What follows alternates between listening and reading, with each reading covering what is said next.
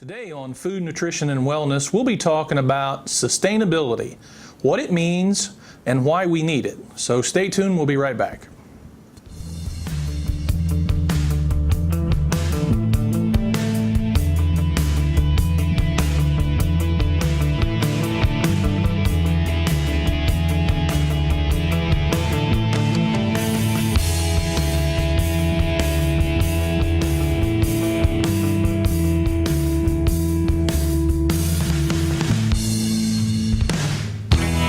Welcome to Food, Nutrition, and Wellness. I'm Duane Rigsby, Dan Remley here. Dan, we're talking sustainability today. Yes. What is sustainability that we're talking about? Are we talking about, we're talking food, but what's it mean to us? Okay. Well, as you know, we have many environmental challenges. We have the earth is getting warmer, and that's due largely to man-made greenhouse gases. And if you don't believe that, you know, it's still going to get warmer. So this is a consensus of scientific opinion. And so we have a rapidly changing environment. And another environmental challenge is that we have a growing population in the world. So by 2015, the world's population is expected to reach 9 billion people. And so that's going to put a lot of stress on our agricultural system. It is, yeah. And so we're going to have to use a lot more intensive agricultural practices. And that's probably going to threaten our soil and our water and our air. And so when we think about sustainability, we need to think about future generations. And you know, if you have kids or you have grandkids, at least I hope that they're going to inherit a world that I inherited. Clean air, clean water. We always like to pass soil. on better if possible. So when we talk about sustainability, that's kind of what we're talking about. Being able to preserve natural resources, preserve water, preserve soil, promote clean air, those types of things. And so how can we do that? That's where it gets, that's where scientists, there's a little bit more debate in terms of the scientific community in terms of what we need to do. But as consumers, there are things that we can do in terms of the foods that we choose at the grocery store to promote sustainability. And so that's what we're going to talk about today. All right. So what do we look for? What would be our first thing that we look for sustainability? Well, it really comes down to variety, and so let's look at maybe some assumptions about sustainability and sustainable diets. So some people say that, you know, we eat too much meat in this country, and that's true. We do eat too much meat, and there are health consequences to that. So some people think, well, everybody should be a vegetarian.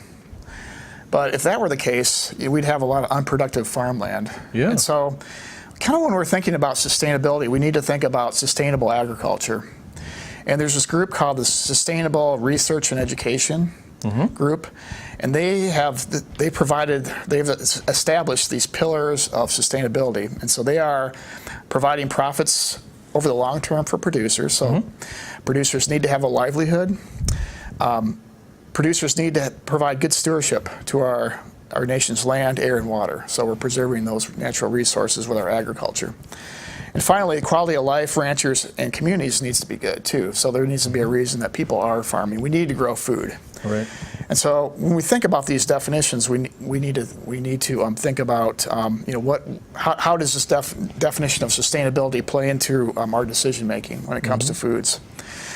And so I think the first assumption I want to go back to is the vegetarian diet. And so vegetarians say, well, I don't eat meat. And meat is, of course, it is resource intense to produce an ounce of meat compared to an ounce of plant-based foods. However, if everybody was a vegetarian, you know, like I was saying earlier, we would have a lot of land out west, especially that wouldn't be used for anything. And so there's a lot of people's livelihood depends on you know, the cattle industry out in Nebraska and Dakotas, and also a lot of the food that's grown, like silage and the perennial crops that are growing to support you know, cattle and livestock and that type of thing. So when it comes to sustainability, we need to kind of refer back to that definition of making sure that our producers have profits and that type of thing as well. So vegetarianism is a good thing in many for health reasons, but not it's, you don't feel bad if you're going to eat a hamburger every now and then, in terms of sustainability, because we need to support farmers out west. And if we weren't growing food out there and raising livestock, then we wouldn't be using that land to produce food. So that's one way to look at it. Some people think we should eliminate red meat, and so red meat comes from ruminants, and which are cattle, livestock, and they produce methane, which is a very potent greenhouse gas. It's like 3 times as potent as carbon dioxide. So, if the kind of the thinking goes, if we don't eat red meat, then that's better for the environment, because we're not supporting the life. But it gets back to the same thing, If we weren't raising cattle out in these grasslands out west, then it would be kind of unproductive land. Now, there are other protein sources. There's poultry and there's fish, and they might not be as resource intense in terms of raising those products. That's kind of what we do at South Centers. We have an aquaculture program. So that's something to think about, varying our protein sources as well. And some people think that organic is more sustainable. So there is this growing body of research suggesting that organically produced foods are more sustainable. You're not polluting the water supply as much. But it all depends on the crops, the different types of crops that are being produced. So organic foods are not more nutritious than conventionally grown. So keep that in mind, and they tend to be more expensive as well for consumers. So another misconception is local, and so some people think that local is better. And so certainly local does support local producers and local economies, and so that's a good thing. However, there are some crops that grow more productively in certain regions of the country, such as wheat. Wheat is a sort of more of a drier crop, so it doesn't need as much moisture. And so it grows best out in South Dakota and those Midwestern states. So when you think about that, it wouldn't make sense to just grow a bunch of wheat here in Ohio or out east.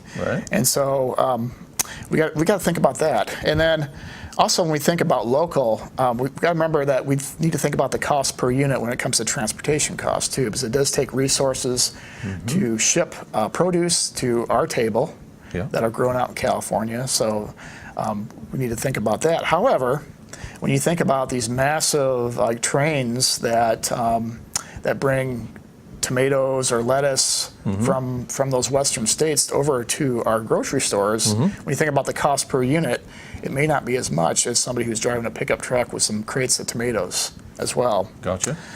So when we think about food miles and the and that footprint that the food miles leave, it might not be as much as we think with foods that are grown in different parts of the country or different parts of the world. So GMOs, some people think that GMOs are bad. A lot of consumers think that GMOs are bad.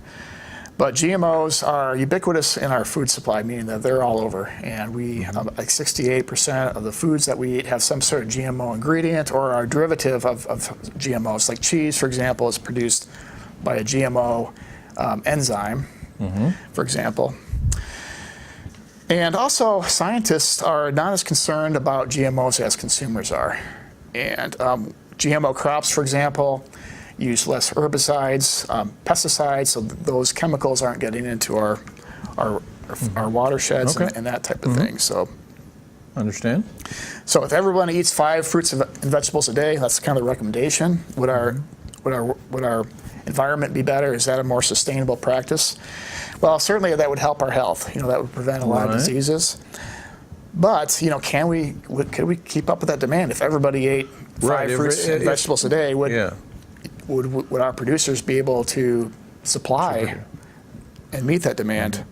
Would if that was the case, would we be talking more hydroponics or more aquaponics? Well, that's a good question, and that's what we're doing some research here in South Centers, looking at those types of production practices. We do ship a lot of our produce, like lettuce, for example, almost comes entirely. There's just a few farms out west in California and Arizona that produce lettuce, and we ship those many miles to get here. Clear across the country. Clear across the country. Wow. And on top of that, in those regions of the country are very dry. There's lots of droughts, and it's going to get worse with our changing environments too. Right. And so a lot of scientists really do think that we need to maybe localize some of those crops and try to grow a lot of those vegetables all year long through hoop houses, greenhouses, hydroponics, those types of practices. Okay.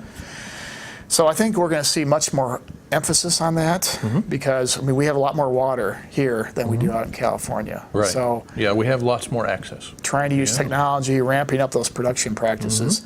In the Netherlands, for example, they grow all kinds of tomatoes and products in greenhouses. They have a very efficient production practices. And so we really need to kind of look at We some need of to those model models. after something like that. Absolutely. Makes sense. Yeah. So there really is no perfect sustainable diet, and I know people get kind of confused, but in terms of preserving resources and supporting sustainable agriculture, we need to think about variety. And balance is really important. You know, balancing our food intake with our energy requirements is really important. So obviously obesity has a lot of health implications, right? So we want to avoid weight gain to so that we don't get heart disease, cancer, diabetes, and that affects our quality of life, certainly. But there's also sustainability issues there too. So you know, you don't want to overconsume foods that you don't really need, right? Because especially protein.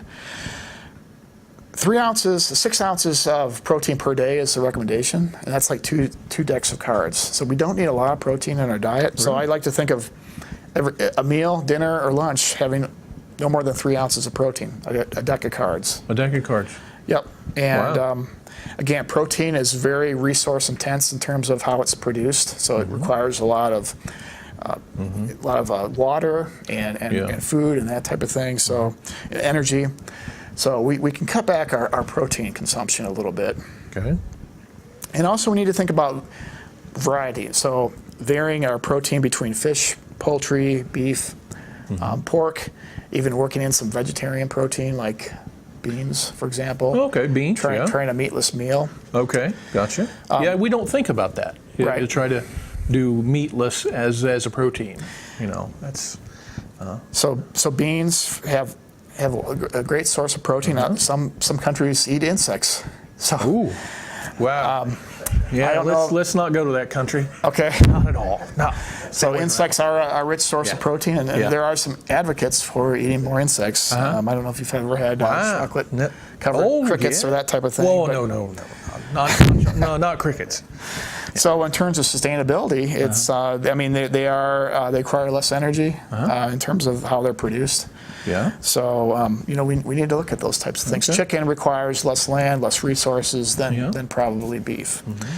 But you know, as I said, you know, eating beef every now and then it's not such a bad thing. It's not a bad idea. You're supporting farmers out west, and they use land that would be unproductive. And John Grimes I know you've had John. Oh yeah. So John, we would debate this issue, but because he's a cattle guy, and that's what he does.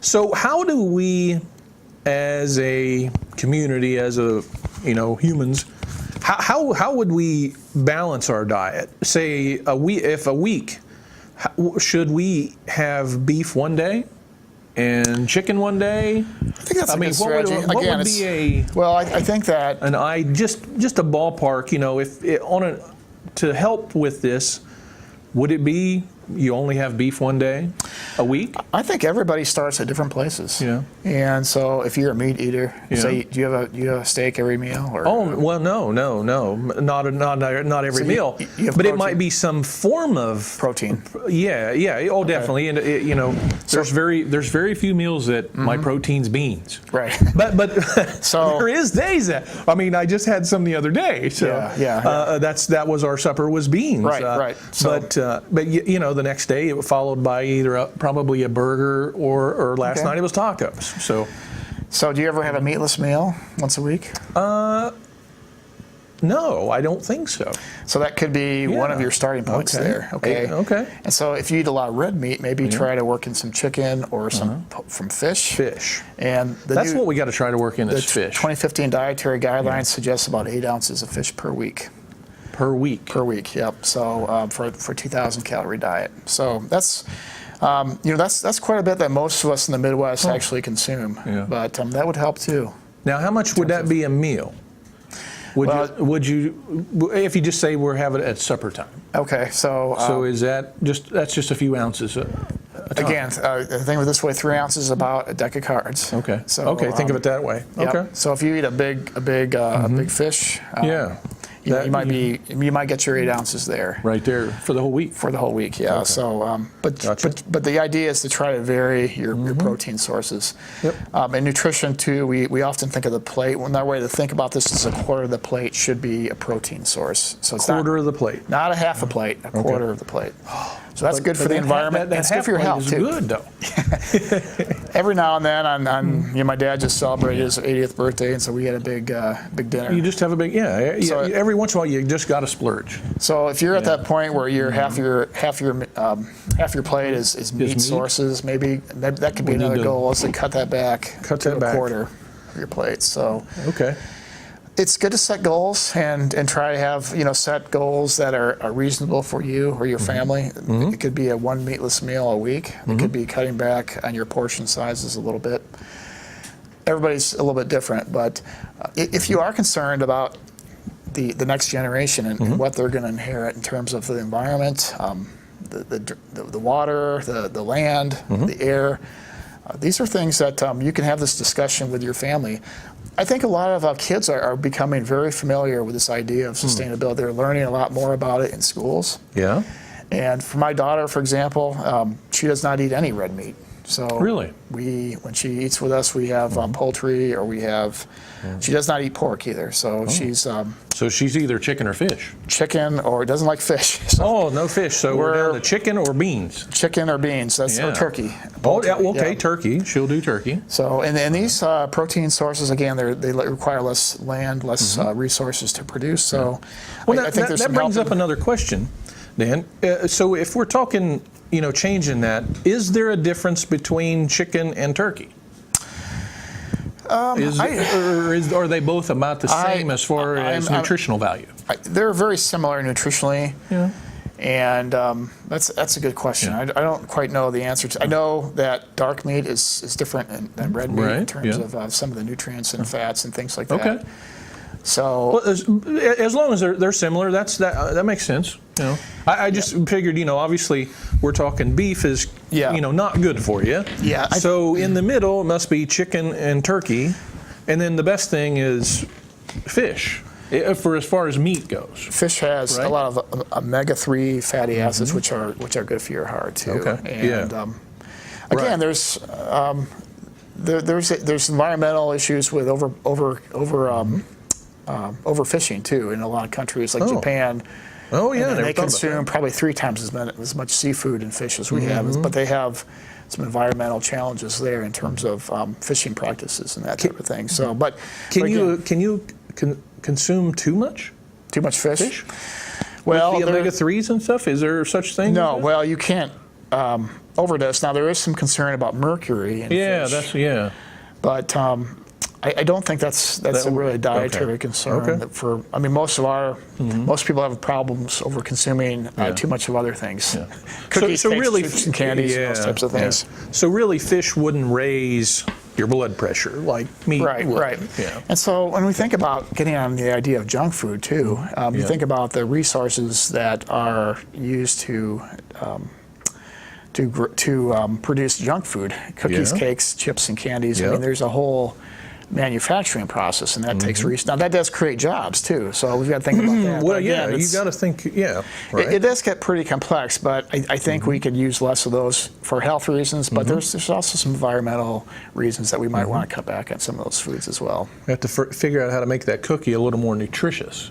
Which I think we have, in a way. We've seen all of our cookies and things like that get smaller.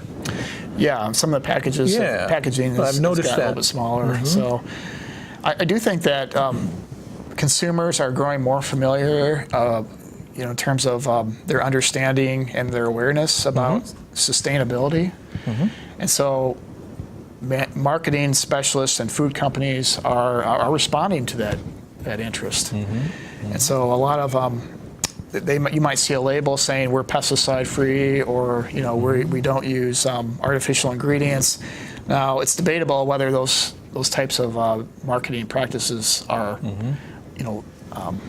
actually protecting the environment. Yeah. But right. But I would say that people in general, there is a survey out called the Food and Health Survey. It's done every year. It's by the International Food Information Council, and so they've looked at consumer opinions and that type of thing. And have actually found that consumers over the past year they believe that sustainability is much more important. In terms of when they go to the grocery store, what do they think about? What's important? What influences their decision making? The number one is taste, and then second is price. But sustainability is one of those things that's becoming more and more important. I think it's becoming more and more important to young people too, like millennials. Yeah, I think so. And so when you go to the grocery store, if you just start looking around, you'll see a lot more food labels and marketing tactics to try to appeal to people that have more concerns about sustainability. Right. So it might say GMO free or natural ingredients, those types of things. Okay. So, but I'm not sure that when you think about what's really going to make an impact, it's not going to be GMO free. It's going to be, if you're varying your protein sources, if you're cutting back on protein, if you're eating more fruits and vegetables, eating meatless meals every now and then, those are things that we all can do a little bit better job as consumers. Sure can. Dan, can we find information about this sustainability stuff online somewhere? Yeah. How do we find some more information about it? I went to a webinar, a conference called the SNEB, the Society of Nutrition, Education, and Behavior. There's a PowerPoint that I have that talks about all these consumer concerns regarding sustainability, and I have some other resources too from some experts like Michael Ham from Michigan State University. Okay. And so I guess the one thing that I would be, again, when I talk about the Wild West of the Internet, one of my recommendations is to look for those sources that come from nonprofit organizations. Yeah. Or from education institutions, higher, land grants, extension, again, promoting extension, the Centers for Disease Control. Yeah. I think those are much more credible sources than other sources. I think you're right in some. Yeah. So look for the .org, .edu, or call your extension office. Certainly, people can. I think my email is. Yep, here it's there. You'll see provided. it. Yep. People can write to me for some of these. I do have a blog coming out on which I kind of went over already, but goes over a lot of these topics. Okay. And so if people are interested, they can they can check that out. So I guess the main point I want to restate is that there is no perfect sustainable diet, but certain we can vary our protein. We cut back on protein. We can vary between fish, poultry, beef, and pork. Consider meatless meals once a week. So those are just kind of the big messages to try to get across, I think, at this point. I understand. From what we know. And farmers are getting better. They're some of the best stewards of the land. They know the land. They want to protect the land. Yeah. And our agricultural science keeps changing. That's what we do here in the college, is that we're disseminating best practices. We're looking at an aquaponics system right now that's we think will be more sustainable. And so we're looking at different growing practices and doing research, and that eventually, hopefully, will help our environment, considering our growing population and our changing environment as well. Okay. So one last thing, we're talking sustainability of food and a better way to eat in that nutshell. So we're talking trying to reduce meat, or trying to reduce beef as far as meat goes. Or varying our protein sources. Varying it, varying it a little ways. Try something different. Try something new. Try a meatless meal. Beans, eat meat. Eat beans, I guess, what you would say. And Dan, is beans about the same thing, that little deck of cards? Or would you be able to have more of those? Yeah, maybe it's two decks. It's one of those foods that we probably can eat more of. Okay. Actually, they're very high in fiber. Okay. And a lot of health benefits. Now you got to be careful with the baked beans. Sometimes they'll have a lot of added sugar, and that, especially if you have diabetes, you got to take that. Is there a particular bean that's better for us? Black beans? I mean, it's just a variety. They each have different values. Sources. Yeah. Yep. Okay. But there's lots of great recipes in there, and actually you can extend your meat too supply. So it's an economic thing. So you can add beans to your chili. You stretch out the food dollar that way. That's a good idea. I never thought about that. Be able to add lentils to some chili, and things like that. Good. Okay. Look for recipes that try to incorporate beans into meat dishes, and so that's another strategy as well, and that you're helping the environment that way as well. So. Good. So if any other information, call your local extension office. If you're just surfing the web for sustainability, try to look for the .edus, .org's kind of land grant information to find out more about this. So for right now, we're going to close down here and wish everybody a great day. And we'll talk about the next food, nutrition, and wellness next month. So stay tuned, and we'll see everybody next month.